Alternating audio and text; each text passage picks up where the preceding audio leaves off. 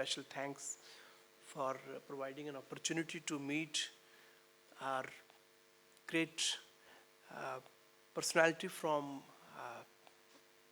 our part of movie making and to be able to see this movie with you all. I'm sure you all enjoyed it. And with these words, I will not come between you and interaction between Madam Sen. I welcome you all to this. Thank you very much.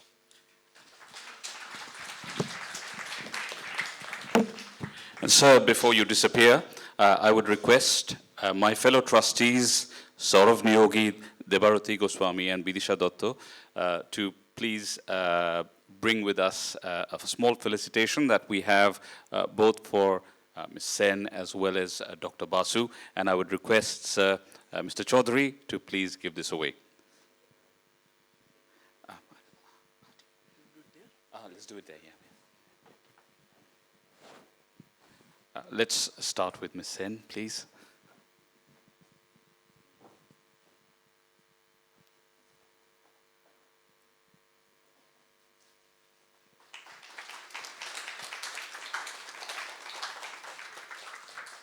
And then, of course, we have the person behind the thought process and the story, Dr. Kunal Basu.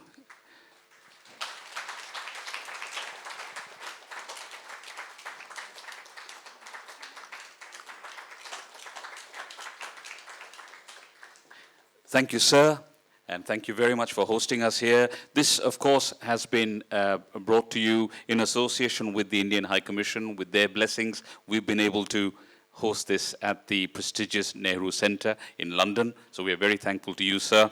We're also thankful to Big Bazaar Films, Orithro and Alex, who are here with us today as well. And as most of you know, this is part of a three-film series that we are doing here in London. Today is here at the Nehru Centre, and tomorrow we have two more of probably one of the most memorable films that we have all seen throughout our lifetimes, 36 Chowrangi Lane and Paromitar Ekdin, or The House of Memories, and that is happening at the Cine Lumiere tomorrow from 2 p.m. With, of course, Aparna ji being present there. We also have director Srijit Mukherjee joining us, and an interesting kind of, I wouldn't call it a showstopper, but some of our, not our, but especially for some of our ladies, a childhood Bombay-dying man, Mr. Karan Kapoor, is also joining us at the Cine Lumiere. So it'll be an interesting turnout. So if you haven't got your tickets already, please make sure you come there tomorrow. But with that, we'll now kind of transition over into a quick Q&A. And for that, we'll invite on stage one of our members, Dr. Shumon Ghosh from Bath Spa University, who is an authority on all things, let's say, around films and the research on films. So, Shumon, this is over to you. The mic is yours, the stage is yours.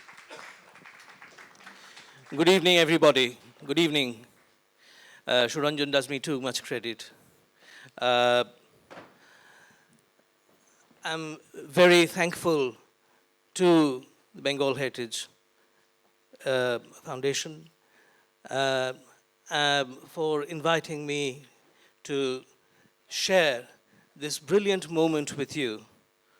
To be able to share a moment with Aparna Sen discussing her films is very special indeed. I'm sure we all agree that what we've seen today, even if we've seen it before, is an extremely poignant film. A very moving, very touching film. And I think it's also important that we sort of recognize where it has been screened, because that too is very special. Because the Nehru Centre is a very particularly interesting venue in terms of the ways in which it symbolizes India's cultural relationship with nations across the world. And in that sense, I think this has been a really special moment. It is also very special to be able to actually watch this film right at the back of the theater and have a sense of the size that you see from the audience, that you hear from the audience, that the moments of this film are able to elicit. And we have the author himself. So in the first instance, could we have a few words with you, Dr. Basu, to discuss the story that gave rise to all of this.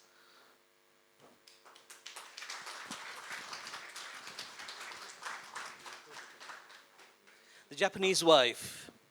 The Japanese Wife, I think, is part of, well, it is obviously part of a collection of stories, but what I'd like to have a sense of, and I think what we would all want to hear from you, Dr. Basu, is, you're an academic, you've taught in America, you've taught in India, you've taught here in the UK, you teach here in the UK, and you make time to write your stories, to write your novels. Where did this particular story come from? Good evening, everybody. Stories are born in strange places, and this story is no exception. So, a few decades back, in the 70s, when I was a university student, I was traveling in South Bengal with a friend of mine. And I had no intention of writing anything at that point. It was the 70s, and I was interested in committing the Indian Revolution. So my comrade and I, we were waiting in by the river to catch a ferry. And this person who was from that area said, "Look, Kunal, look at that gentleman there. He has a Japanese wife." Now, it was a man, middle-aged, pot-bellied, bald, umbrella under his arm, dhoti kurta. In a big city in India, like in Delhi, in Mumbai, or in Calcutta, in Bangalore, you would find people with foreign spouses. But in South Bengal, in the Sundarbans, a gentleman with a Japanese wife. Now, I consider myself to be incredibly fortunate that I did not ask any follow-up questions to my friend. I mean, how did they meet? I mean, has he been to Japan? Does she live here? Do they have children? Do they speak? What languages do they speak? Because my mind was not into this person or that moment. My mind was elsewhere. And about 25 years later, on a night of snowstorm in Montreal where I lived, I sat down and I wrote the story, The Japanese Wife. Okay. Which tells you what a strange thing the human mind is. And I can't quite fathom. The story was initially I called it Kites. And Reena, Aparna Sen, when she decided to make the film, said, do you not think that the better title would be The Japanese Wife? And I completely concurred. I totally agreed. And that's why you see it as The Japanese Wife, a story which came out in 2008. And it honestly puzzles me that after, more than 15, 16 years, that it still captures the popular imagination. Thank you very much, Dr. Basu. And I think one of the things that comes through in this story, and we've all had a sense of that, is the kind of bilingualism. That bilingualism which lends itself to the making of stories such as this. Is that something that played in your mind? Yeah, I mean, I oftentimes wonder, why did I write this story in English? I also write stories in Bangla. But I wanted to write it in English because when I was thinking about the story, the first line leapt out into in my mind, and it was, "She sent him kites." She sent him kites. And once that line had occurred in my mind, I had no option but to write it in English, although I wanted to write the English in a way so that subterraneanly you would listen to Bangla. Okay. So the subterranean language of this story is Bangla. Its express language is English. This brings us to a particularly interesting question, and that question is the form of the film. And the form of the film is something that I think we would all like to hear from Aparna Sen a little more about. But before I ask Aparna Sen to join us, I think one of the things that I'd like to say here is that the form of this film, because it is epistolary, because it is about letters, it is also innovative, it is also inventive, it is also trend-setting, and it is also path-breaking. All of these things that we associate with Aparna Sen, the actor, the director, the editor, the author, and the public intellectual. Thank you very much. Please come.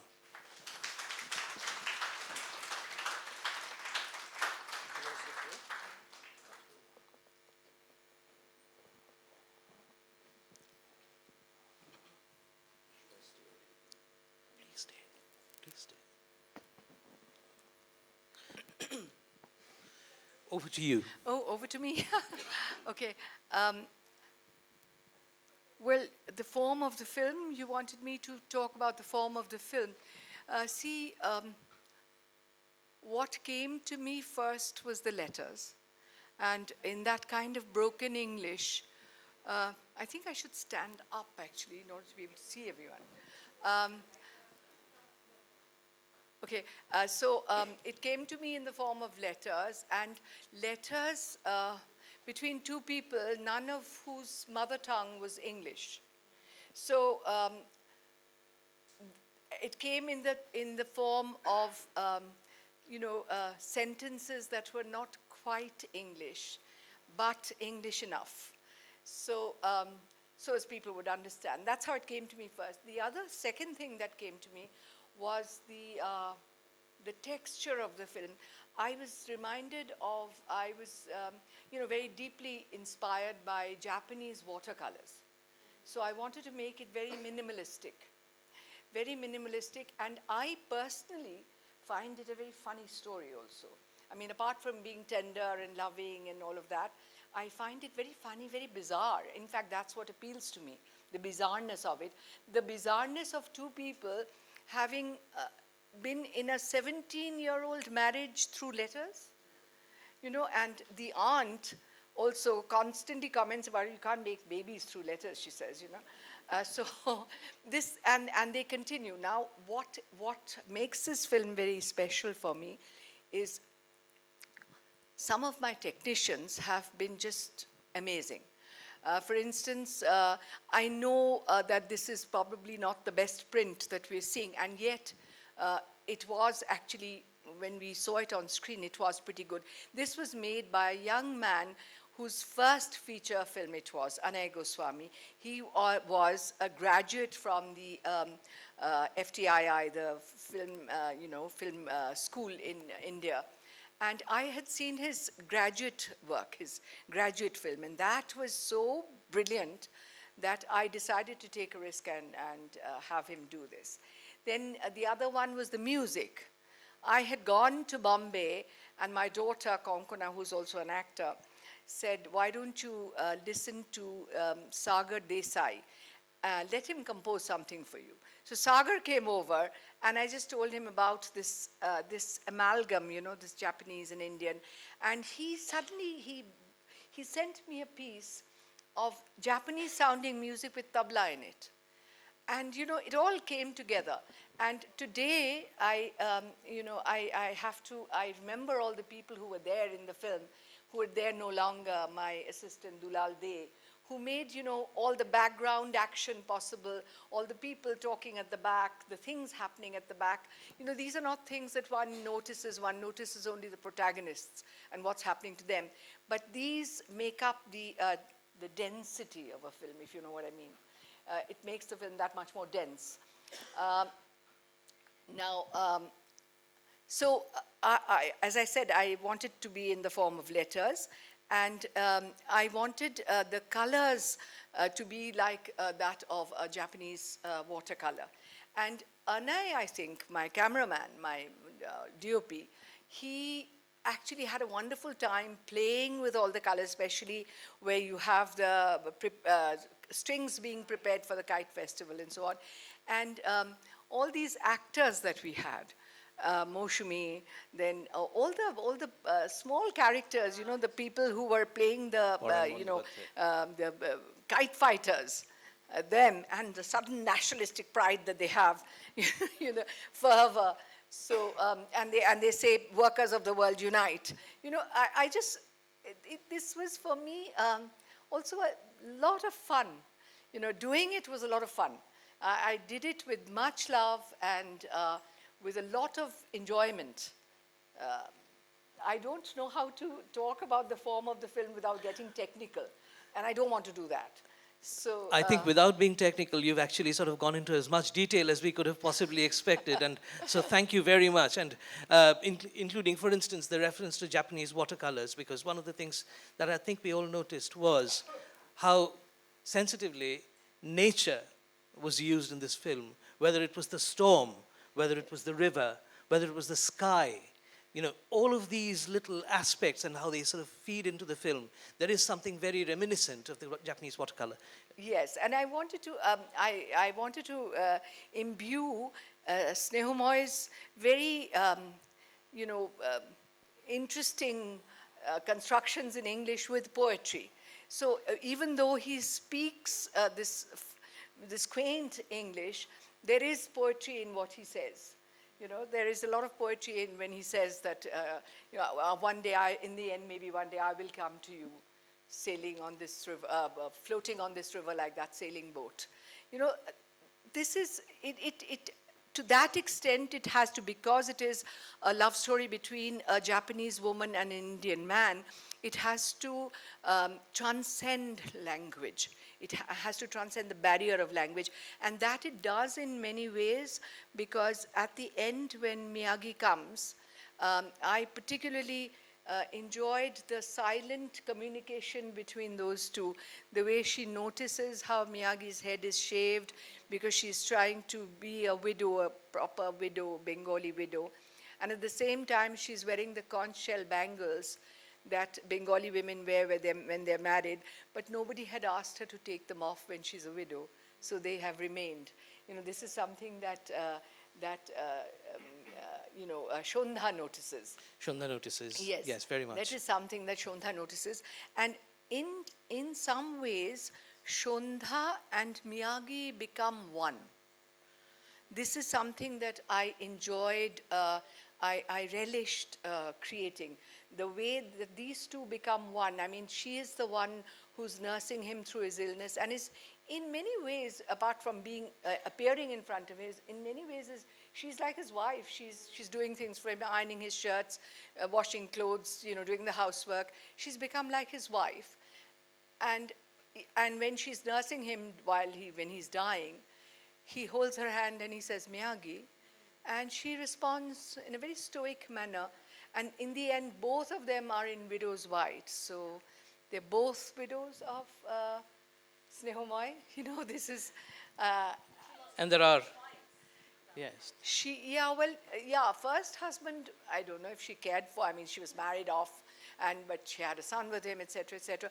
And how, you know, families are strange things, because families can take so many shapes. This little boy becomes a surrogate son, she becomes a surrogate wife. How, you know, and he becomes a surrogate grandson for the aunt. You know, that kind of thing. So, I think there's resonances, isn't there? You know, whether it is the Mashi or whether it is the two wives, there's resonances in terms of their experience. Yes, because it all they become fused. Miyagi and Shondha become fused into this one entity, I think, for me. I think many of us would probably sort of agree or understand that sort of has an echo.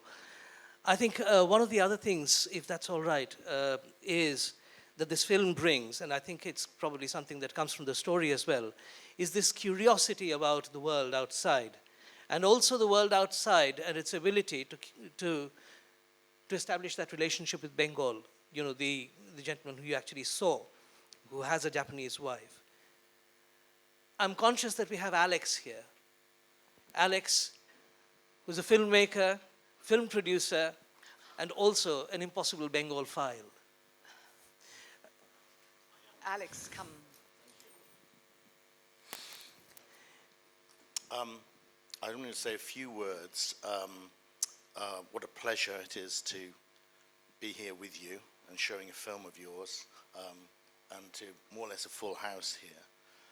I met Rina a couple of years ago when I was starting to make a film about Satyajit Ray. So it was really over Ray that we connected, and I filmed with you and talked with you.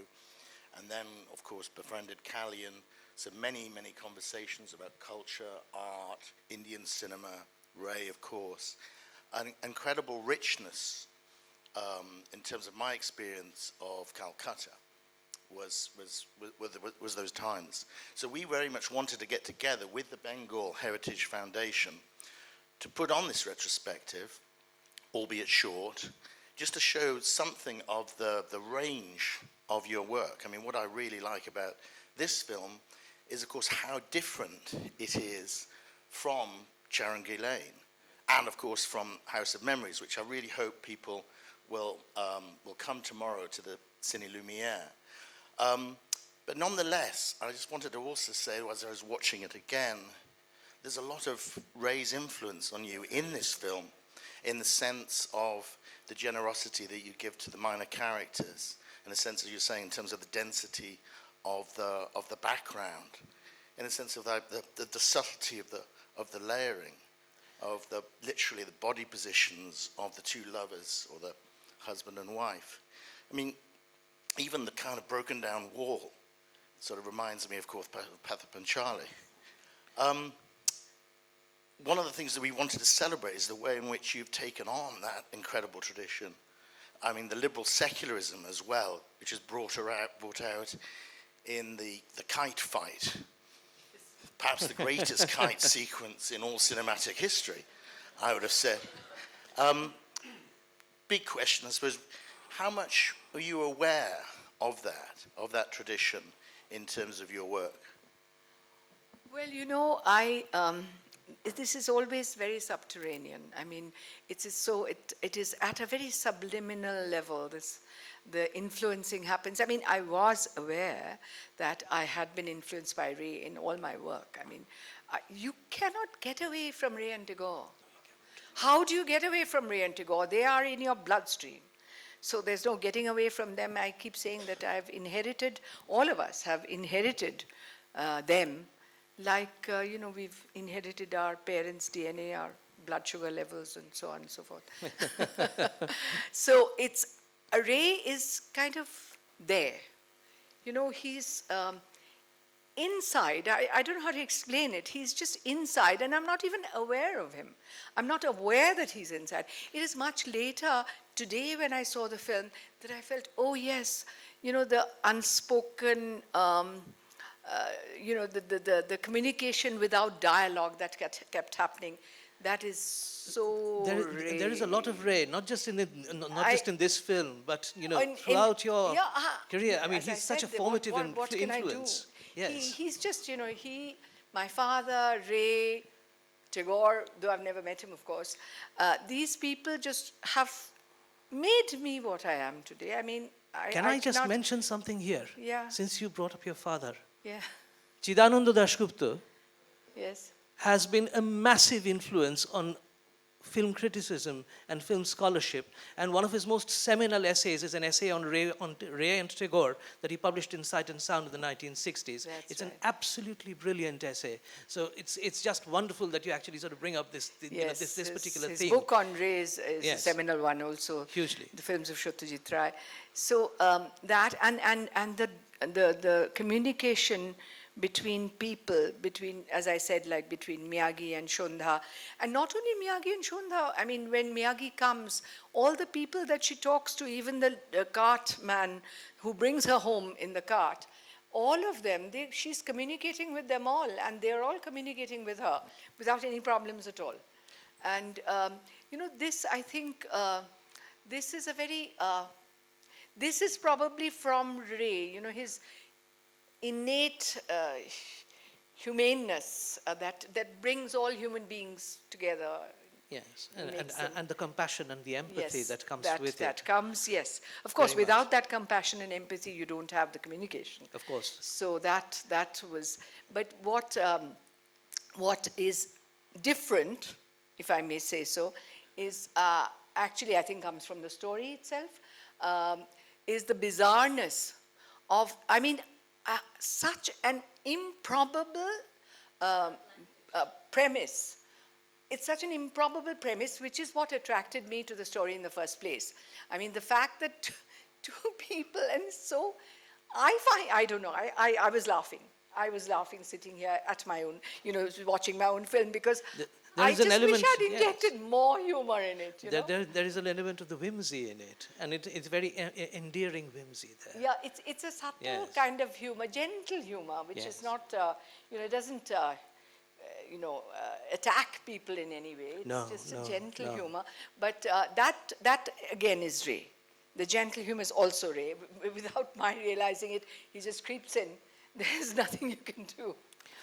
And So- I think the other thing that Alex mentions is also really important, the kind of impact or the legacy of what you've left. And I know that we are joined by Tonika Gupta in the audience. Ah, there you are. Hello. Tonika how are Gupta, you? MBE, I playwright, never really and somebody who has collaborated with Aparna Sen on stage productions. I'm fine. How are you?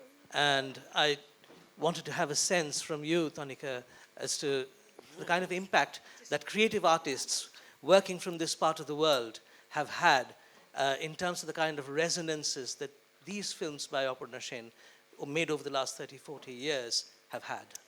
Well, I was really interested to hear what Opanadi said about, it's in your DNA, Tagore, Ray, etc. And well, I was born and brought up in London. I was born in Chiswick, so and I'm still dragged down by it all as well. I mean, everybody always says to me, "Why don't you write plays about Tagore?" And I go, "No, no, no. I'm doing my own thing. I'm not writing plays about Tagore." And yet there he creeps in. Ray creeps in. And I just absolutely loved this film. It was beautiful. And what I love about Opanadi's work is that every single time it's different. You never know quite what you're going to get. And I kept watching it and thinking, we don't write letters anymore, do we?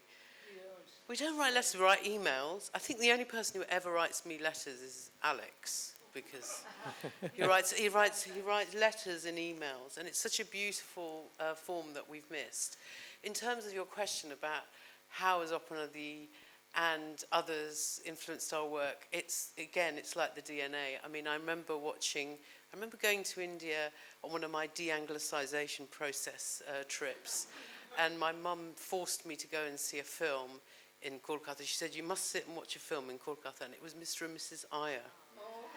And I remember thinking, wow, what a film. And she said, "This is the sort of thing you should be doing." Well, I write plays for theatre, and I've got a play coming up at the National. And in fact, I was very fortunate that once I had a little reading in New York. And who came to read one of the parts? But Aparna Sen. That was so exciting. So I got a little moment to have Aparna as an actor in my play, fleetingly. What a wonderful moment. Next time, yeah. No, I'm sort of conscious of time because this is a conversation which I think can only go on and become more and more enriching in the process. But what I think I'd like to sort of emphasize is that what we've had today through this discussion and before that through the film is an experience which is transcontinental, which is transcultural. It is about Britain, it is about India, it is about Japan, it is about all things of the world, and it's about bringing people together. And that, I think, is part of the magic of cinema.